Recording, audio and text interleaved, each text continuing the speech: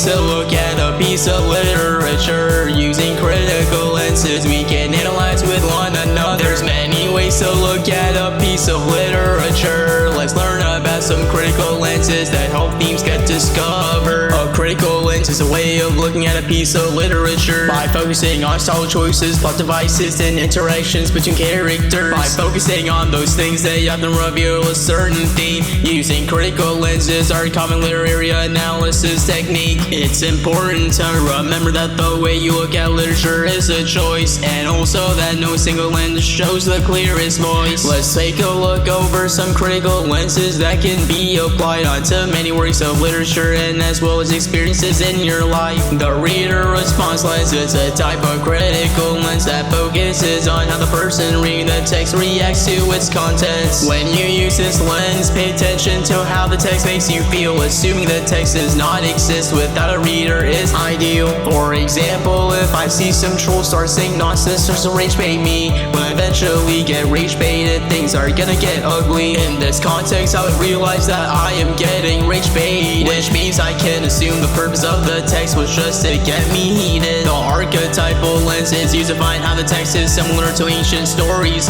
focus on some recurring myths and patterns for some means. For instance, look at Albus Dumbledore from Harry Potter, and then look at Obi-Wan Kenobi from Star Wars. These characters are portrayed as a wise old man, and that's not a coincidence. That life actually follows something called the wise old man archetype. This archetype is just one of many patterns that can be seen. Some more are rags to riches, light versus dark in the hero's journey. Using the biographical lens means you need to connect the experiences and beliefs of the author to the actual text that you will read.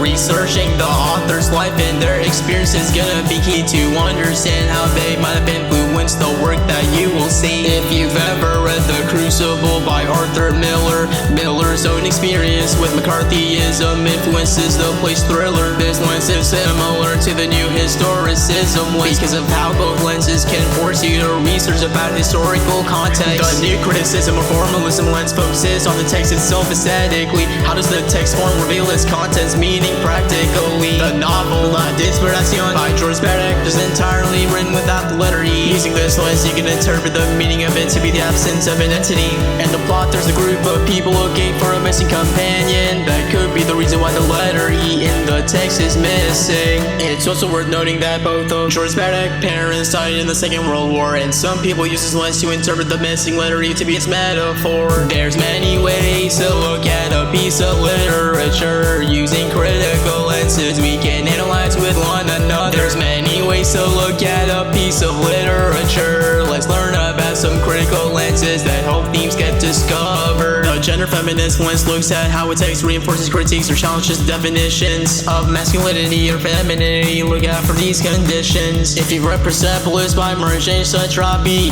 there are many moments where their society has matriarchal tendencies. For instance, her mother was making important family decisions, but then after the revolution, public gender roles were dramatically shifted. Men in the new regime had gained power over the woman in the country, which eventually leads to a dividing gap between genders seen in the story. The social power Marxist lens questions how the text comments on or represents about anything that has to deal with class conflict. Watch out for anything that has to do with power, economic unfairness, class, society, and also differences. You should assume the wealthy class exploits the working class by forcing their own values and beliefs upon them, usually by working and money on cue. From a Marxist perspective, the minions can be interpreted as the working class who end up being exploited by the ruling class. The psychological lens is when you interpret the behaviors and experiences through different psychological and psychoanalytical perspectives. The purpose of this is to gain insights into how the characters are behaving, as well as what the motivation the author is pursuing. Look out for wishes or fears that come up throughout a text. There are some patterns such as anxiety, repression, and the fear of death. In Finding Nemo, you would see how Marlon is overprotective as one can be. That's cause he's anxious about the fear of losing his family. The postcolonial lens examines the lasting impacts of colonialism on societies, cultures, and identities, even in decolonization.